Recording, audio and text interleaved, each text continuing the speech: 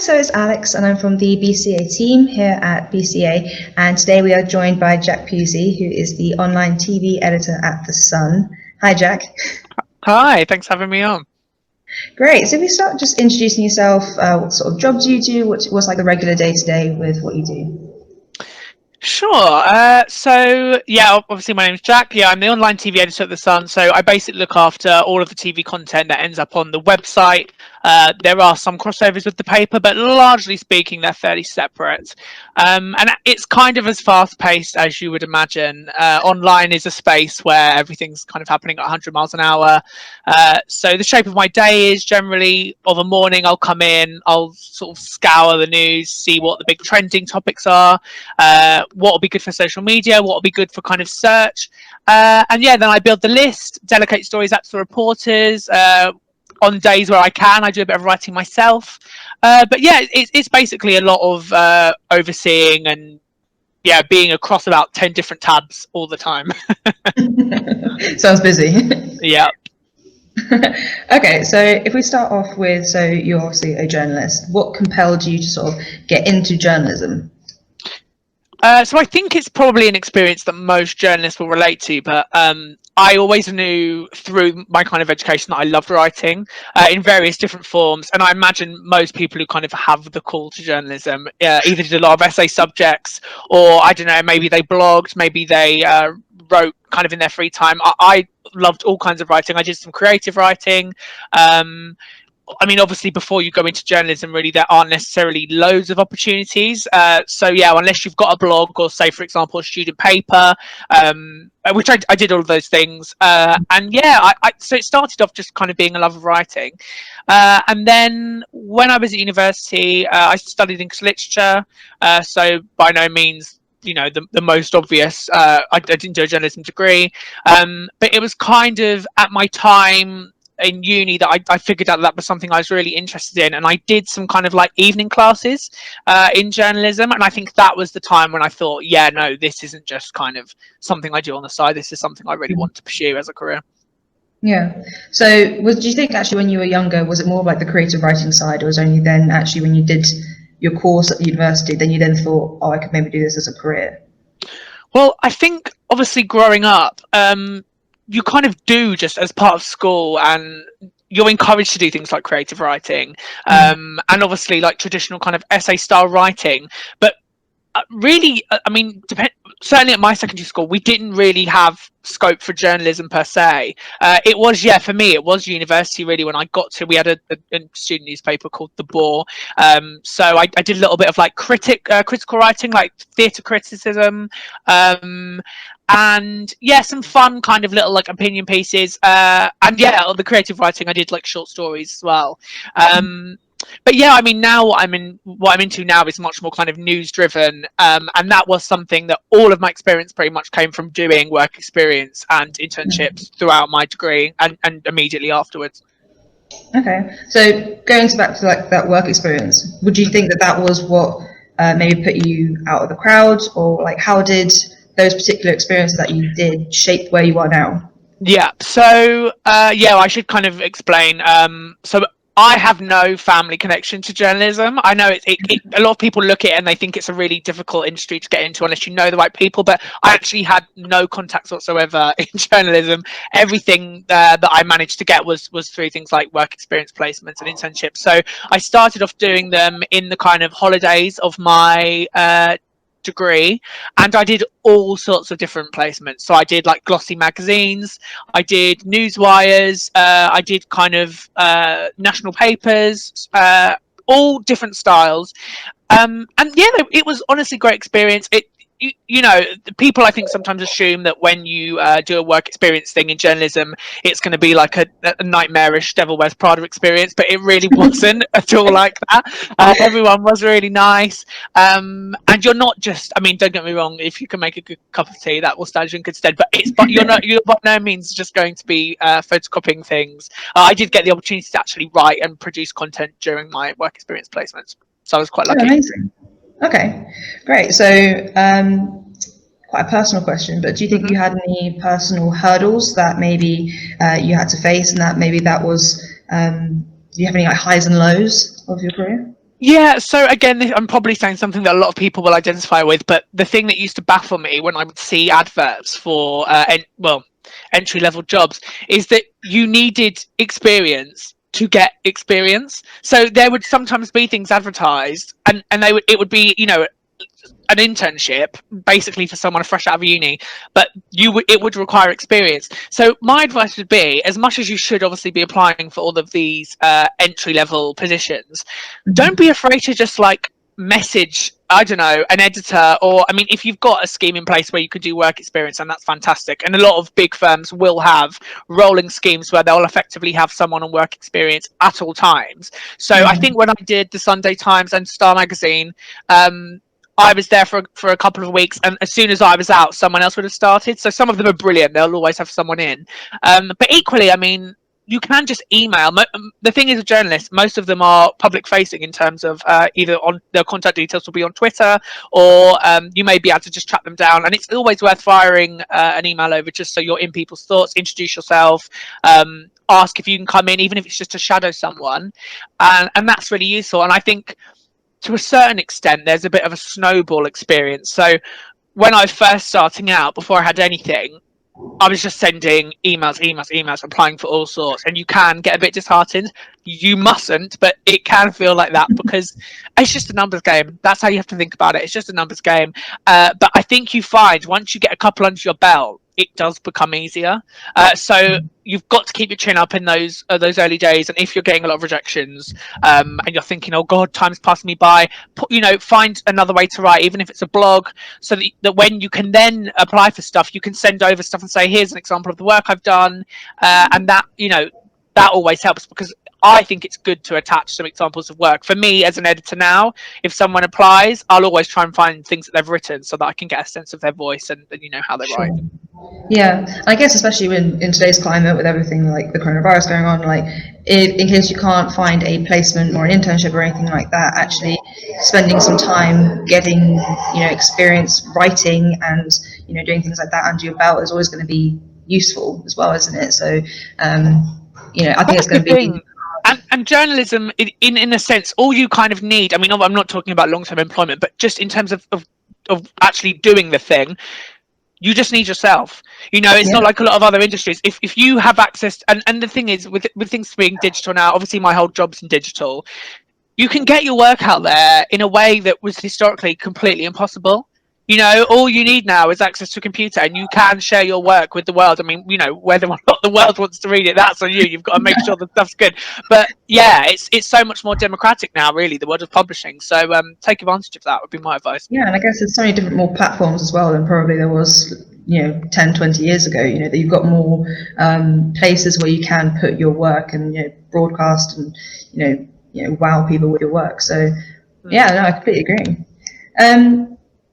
Here's a question. So what would you tell your 18-year-old self now?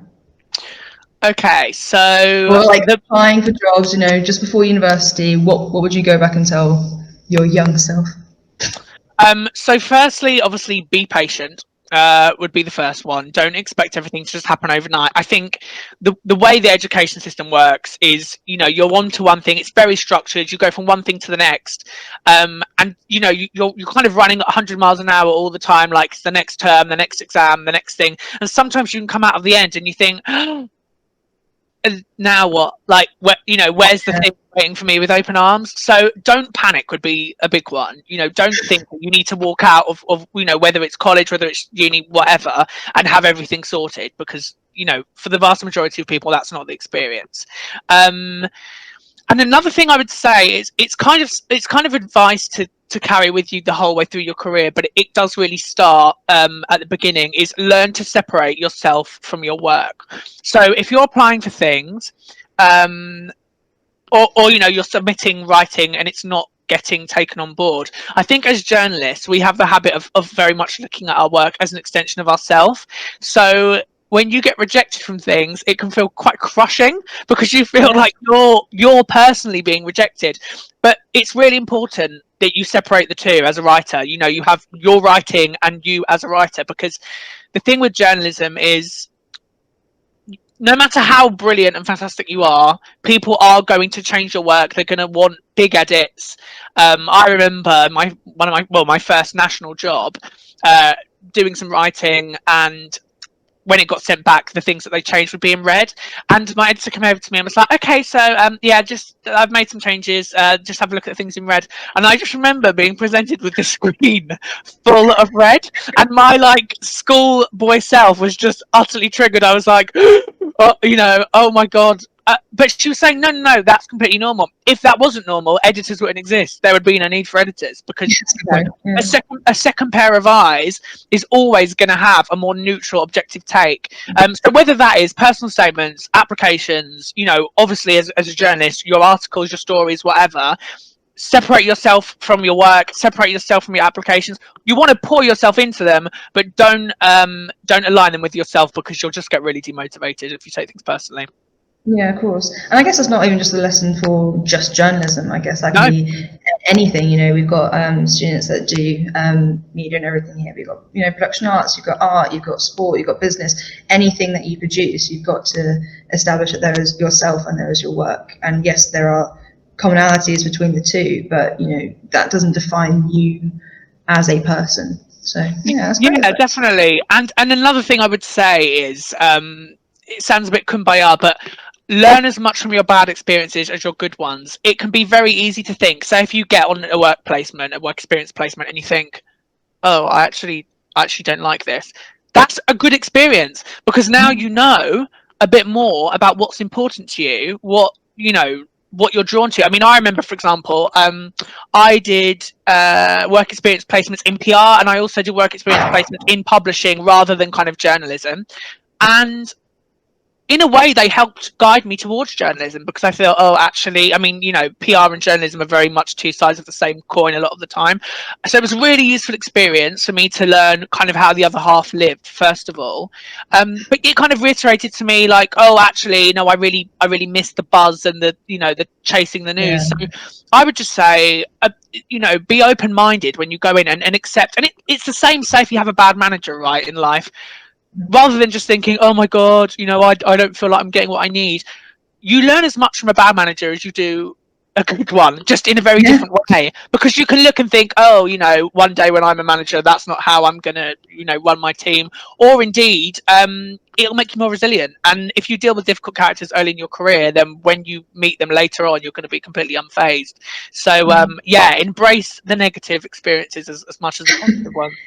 I always say that to my students whenever I'm talking about industry placement, and I say, when I was at university, so I studied politics, and I was wholeheartedly convinced that I was going to go into a think tank once I joined once I finished university. And so I did work experience at this think tank and absolutely hated every second of it. And it wasn't a reflection on the think tank itself. I just did not enjoy the work.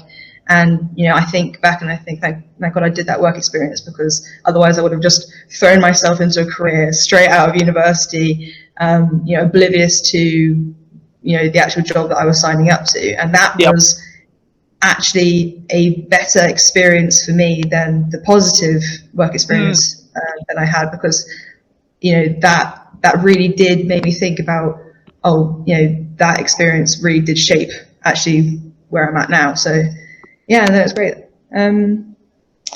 So I guess what I want to finish on, and we've spoken about a few different tips that you're giving to students and everything.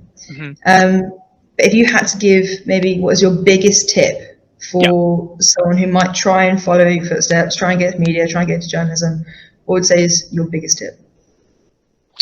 Okay, so I would say when you're on work placement, probably the biggest thing, and the thing that allowed me to get more experience than perhaps some other people who've done placements managed to get, is being really proactive, and don't sit and wait to be told what to do. And because I think a lot of the times I see people come in and they're obviously nervous. They're thinking, I don't want to pester the line manager or the boss or whatever. But what you need to realize is, sometimes, particularly in journalism, people are spinning about 20 plates at any given time. So it can be really easy to just overlook people sometimes. So I always appreciate if I have someone in on a placement, if they come up and be like, "Jack, what can I do? Or even, I know you're busy, but I've had a scan of Twitter, and here are the 5 biggest TV trends today.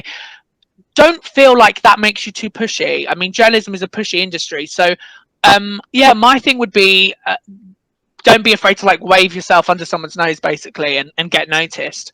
And probably one other thing is, don't panic about in journalism. There's this culture of you have to have your specialism and you have to find exactly what you're going to do, and it can terrify people because they think that the job that they end up in first, the industry, the sector, is going to define them for the rest of their career. I remember starting out in finance. Believe it or not, I'm now in entertainment, which is my true calling. But when I started out in finance, thinking, because I just needed, I just wanted to get as much experience as possible. Oh my God, what if I've made a huge mistake here and I'm just going to write for the London Stock Exchange for the rest of my life? This was never the plan. What's going on? But so many skills are transferable. If you're a good writer and a good journalist, you can write about 90% of things. So I did finance, I did tech, I did celebs, and now I'm doing TV. So yeah, don't put unnecessary pressure on yourself. And that's kind of what I mean about being proactive. Like me taking steps to like make it in finance and tech, they've actually stood me in good stead. They're skills that I still use all the time now. So yeah, like the two, be proactive. Don't panic and think you have to be on one path for the rest of your journalistic or whatever career, because that's really cruel expectation to put on yourself. Okay, great. Well, thank you so much for talking to me today, Jack. Thank you. You've been so helpful. Great. Thank you so much. Thank you. Bye. See you later. Bye.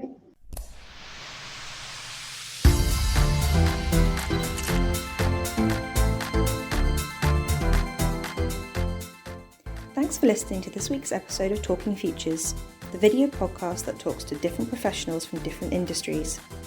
It was brought to you from the Beyond BCA team here at the Berkshire College of Agriculture.